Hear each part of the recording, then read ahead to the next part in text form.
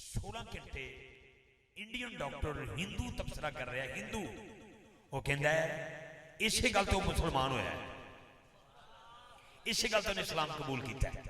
जिवें एक गुरा कहता है कि मैं पता क्यों मुसलमान होया, उन्हें कहा मैं हर नबी का कौल पढ़िया, फरमान पढ़िया। मैं नबी पाक का एक फरमान पढ़िया कि जिहड़ा बंदा सवेरे उठ के जुत्ती झाड़ के पाएगा उन्होंने नुकसान नहीं होएगा। वो कहता मैं जुत्ती उतारी तो सौ गया, सुत्या मैं जो सारे जुमले पढ़े मैनू नींदर आ गई। सवेरे दिन चढ़े तो मेरे जिहन सी कि वेखा तो सही कि मुसलमानों के नबी ने जो फरमाया है कि जिहड़ा बंदा जुत्ती झाड़ के पाएगा उसका नुकसान नहीं होगा। उन्होंने कहा जुत्ती झाड़ी तो बिचों बिच्छू निकल आया। मैं कहता मतलब कि मुसलमानों का नबी सच्चा है, मैं इस्लाम कबूल कर रहा है। जिन्हें लिखी ना दी 100 बुक, ठीक है ना जी, ठीक है। एक लिखी उन्हें किताब लिखी है 100 शख्सियात ते, उस बंदे ने एक मबनी किताब लिखी है, वो सारे फरिश्ते उन्हें हजूर का नाम लिखे है। उसकी वजह की है, उन्हें किसी ने पूछा कि तू काफिर था, तूने सारे फरिश्ते ईसाई होने के बावजूद हजरत ईसा का नाम नहीं लिखा, जनाब मूसा का नाम नहीं लिखा, हजरत यकूब का नहीं लिखा, इब्राहिम अलैहिस्सलाम का नहीं लिखा।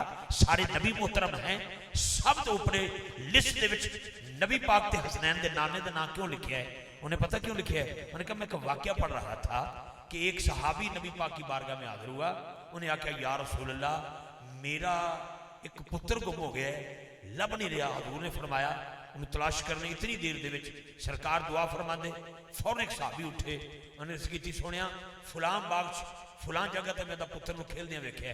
जिन्हें इन्नी गल सुनी हजे साइयां दुआ नहीं फरमाई, वो सहाबी इंज करके दौड़न लग पे अपने पुत्र की तलाश में। नबी पाक ने एक जुमला फरमाया, फरमाया रुक गए।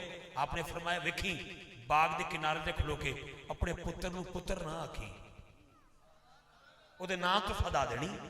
बड़ा डिस्टर्ब होया इस गल तो, दिक्कत कि पुत्र नूं पुत्र ना आखी।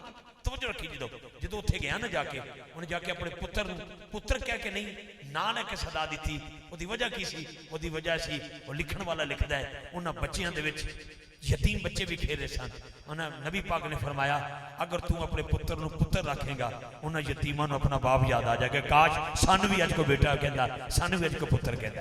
उन्हें कहा इस गल तो मैं मुसलमान होया। रमजान शरीफ की जी बरकत है ना, वो ये नहीं कि सारी रात फेसबुक चलानी है। पहले 3 दिन तो मसीद भर जाती है, तुहानू पता ना जी। 5-7 दिन पहले मसीद भर जाती है, 5-7 दिनों के बाद बंदे विरले विरले विरले करके इको सत्र रह जाती है। या बाबे 4 रह जाते हैं तो या फिर कारी साहब रह जाते हैं जिन्हें तरावियां चलानियां। लेकिन फिर जो 10 दिन गुजरते हैं 15 दिनों तो बाद 27 नूं फिर मसीदा भर जांदियां ने। इस बारी इंज नहीं करना, इस बारी पूरा महीना मसीद भरनी जी, ठीक है जनाब। फिर तिलावत कलाम पाक, नमाज तरावी कुरान भी सुनना है, ये भी गल याद रखा जी। कई बंद का कुरान मुकद्दस सीधा हो जाना है। मेरे वर्गे कई बंदे जेडे भुल जाते हैं उम्र के इस्तकादे च आके, उन्होंने कुरान पाक मुकम्मल जो सुनोगे थोड़ी इसलाह हो जाएगी। अलहमदुलिल्लाह कुरान पाक की बरकत बड़ी है। क्या वो लैल मिल जाए तो फिर 15 किलो सवेरे रोटियां खा लड़ियाँ, 5-7 से शामी खा लड़ियाँ।